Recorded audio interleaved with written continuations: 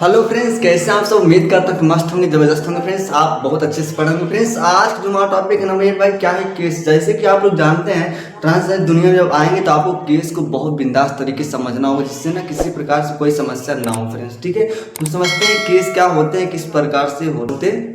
तो फ्रेंड्स आप लोग समझते होंगे केस क्या होते हैं मेरे भाई। ऐसा नहीं है मेरे भाई बालों वाला केस। केस का मतलब है हेयर बाल, ऐसा कुछ भी नहीं है मेरे भाई।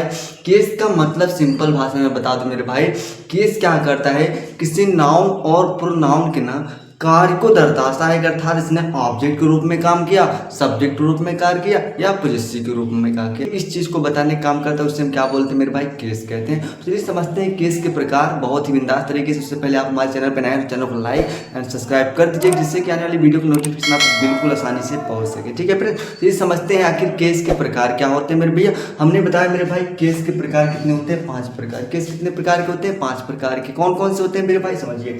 मैंने कहा एक नॉमिनेटिव केस, इसी नॉमिनेटिव केस को हम सब्जेक्टिव केस भी बोलते हैं मेरे भाई।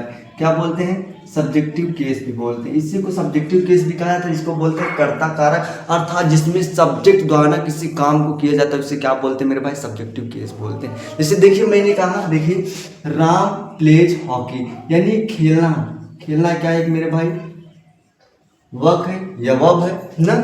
उसके बाद क्या है हमारा, क्या है, ऑब्जेक्ट। यानी इसमें जो खेलने काम किया जा रहा है मेरे भाई, किसके द्वारा किया जा रहा है, किसके द्वारा, राम के द्वारा। तो राम क्या है हमारा, एक सब्जेक्ट है। इसी को बोलते हैं सब्जेक्टिव केस या नॉमिनेटिव केस। जैसे मान लीजिए मैं क्या हूँ, एक सब्जेक्ट हूँ। देखिए यहाँ पे मैं मार्कर रखूँगा अपने हाथ पर। ठीक है, मैं इसको यहाँ पे काम करूँगा, क्या, उठाने का। ठीक है, उठाने का काम करूँगा और उठाऊंगा यहाँ पे रखूंगा। यानी ये काम करना ही क्या कहलाता है मेरे भाई, नॉमिनेटिव केस कहलाता है। जो काम को करेगा वही क्या कहलाएगा, नॉमिनेटिव केस कहलाएगा। ये बात पूरी तरीके से समझ में आ गई, जिससे समझ में आ गई ना। इस प्रकार से होता है नॉमिनेटिव केस, जिसमें सब्जेक्ट किसी काम को स्वयं करता है, उसे क्या बोलते हैं, नॉमिनेटिव केस कहते हैं। ठीक है, या सब्जेक्टिव केस कहते हैं। ये बात क्लियर, ठीक है सर। इसके बाद दूसरा हमारा होता है ऑब्जेक्टिव केस, जिसमें कर्मवाचक अर्थात नाउन और प्रोनाउन द्वारा जिस पर काम किया जाता है ना मेरे पास, उससे क्या बोलते हैं, ऑब्जेक्टिव केस बोलते हैं। उससे क्या बोलते हैं, ऑब्जेक्टिव केस बोलते हैं। जैसे मान लीजिए मैंने कहा, देखिए आयशा, मैंने ना, मैंने आयशा, मैंने सा मतलब होता है देखना।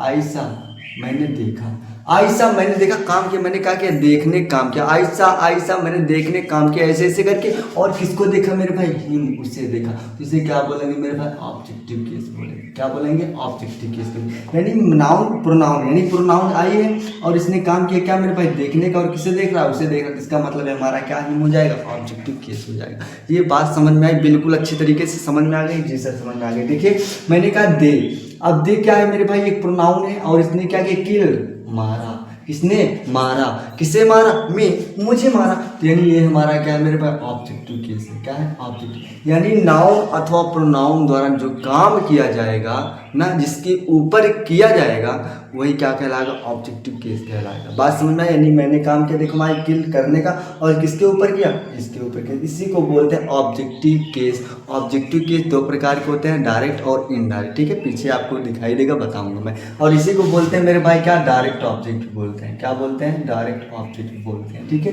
यानी जब सीधा प्रभाव किसी पर पड़ता है उसे क्या बोलते हैं, डायरेक्ट ऑब्जेक्ट बोलते हैं। ठीक है, उसके बाद नेक्स्ट हमारा क्या है मेरे भाई, पॉजेसिव केस, जिसको बोलते हैं स्वामी कारक। स्वामी कारक का मतलब भी मत समझ लीजिए। देखिए स्वामी से आप शब्द याद कर रही है, जिसपे आपका ना क्या हो मेरे भाई, अधिकार हो। जिसपे आपका किस चीज़ का अधिकार हो, उसे मैं कैसे देखूँ मेरे भाई। जैसे आप लोग देखो माई डियर हस्बैंड ना, माई का मतलब देखो माई डियर हस्बैंड कहते हैं, तो मतलब स्वामी, स्वामी मतलब प्रिय ना। तो अर्थात जो आपके प्रिय हो, जो आपका हो, जो आपका बताता हो कि भैया ये मेरा ही है ना, मेरे अलावा नहीं है किसी का, तो उसे बोलते हैं अधिकारवाचक। ठीक है, उसी को बोलते हैं मेरे भाई पॉजेसिव केस, जिसमें आपके होने का दावा किया जाए, उसे क्या बोलते हैं, पॉजेसिव केस बोलते हैं। जैसे मैं कह दूं मेरे भाई आपका है या नहीं है, लेकिन दावा किया जाता है भैया हमारा ही है। ठीक है, जैसे मैं कह दूं दैट इज बुक ना, अगर मैं यहाँ पे माई को हटा देता हूँ तो दैट इज बुक, ये क्या है, किताब है। लेकिन ये किताब के लिए किसी है मेरे भाई, मेरी है। तो इसका मतलब है हमारा क्या हो जाएगा, पॉजेसिव केस हो जाएगा। क्या हो जाएगा, पॉजेसिव केस हो जाएगा। ये बात पूरी तरीके से समझ में आ गई फ्रेंड्स ना। तो यानी माई का एक पॉजेसिव केस है। जैसे आप लोग देखते हो ना, माई ना, आवर ना, उसके बाद क्या बोलते हैं, हर ना, उसके बाद हिज ना, ये सब के सब क्या होते हैं, दियर ना, ये सब के सब क्या होते हैं मेरे भाई, पॉजेसिव केस होते हैं। अगर नहीं समझ आ रहा फ्रेंड्स बताइएगा, मैं उसको बहुत अच्छे तरीके से बता दूंगा। ठीक है, और बता भी ना हो। देखिए फ्रेंड्स, तो मैंने कहा ये तीसरा हो गया। आपका चौथा क्या है मेरे भाई, वोकेटिव केस। वोकेटिव केस किसमें, संबोधन कारक, अर्थात जिसमें किसी विशेष व्यक्ति को, जिसमें किसी विशेष व्यक्ति के लिए ना, या किसी विशेष व्यक्ति को जो है पूरी तरीके से बुलाया जाए या उसे संबोधित करके कहा जाए। जैसे मान लीजिए स्टूडेंट की बहुत सारी भीड़ है, ठीक है, अगर मैं किसी उसमें से किसी एक का नाम लूँगा, कहूँगा भैया रवि कम भैया ना, तो यानी कहने का मतलब किसी को संबोध करके, किसी को संबोध करके बुलाया जाए, भैया तुम ही यहाँ, तुम्हारे अलावा कोई और नहीं चाहिए। तो क्या हो जाएंगे मेरे भाई, ये भी क्या हो जाएंगे, केस हो जाए। कौन सा केस मेरे भाई, वोकेटिव केस हो जाएगा, ठीक है, इसको बहुत संबोधन होता है, ठीक है। अर्थात रवि कम है तो रवि क्या है मेरे भाई, अब नाउन नहीं है मेरे भाई, ये क्या बोलते हैं, नॉमिनेटिव केस नहीं है। नॉमिनेटिव केस का मतलब क्या होता है, जिसमें ये स्वयं किसी काम को करता है। देखिए अगर मैं कह दूँ रवि किल्स आ टाइगर ना, रवि किल्स आ टाइगर, तो ये क्या करता है, रवि स्वयं काम कर रहा है, यानी काम कर रहा है भैया रवि किल्स टाइगर। रवि क्या कर रहा है, मारने काम कर रहा है, किसको मारने काम कर रहा है, टाइगर को मारने काम कर रहा है। तो इसका मतलब ये क्या हो जाएगा, नॉमिनेटिव केस हो जाएगा। लेकिन इसमें देखिए काम करने वाला कोई और है। देखिए कह रहा है कम हियर, आओ इधर, देखो आओ इधर, यानी कौन आओ भैया, रवि आओ। तो रवि एक प्रकार से ऑब्जेक्ट के रूप में यूज हो रहा है मेरे भाई, समझ रहे हो पूरी तरीके से ना। इसी को बोलते हैं मेरे भाई क्या, इसी को बोलते हैं वोकेटिव केस। बात समझ में आया पूरी तरीके, जी सर बिल्कुल समझ में आ गया। इसी प्रकार देखिए डेटिव केस, जिसको बोलते हैं संप्रदान कारक वाचक ना, इसमें क्या होते हैं मेरे भाई, देखिए कह रहे हैं गेव लिख दिए फ्रेंड्स, इसको ध्यान देना, गेव ना, क्या हो जाएगा गेव।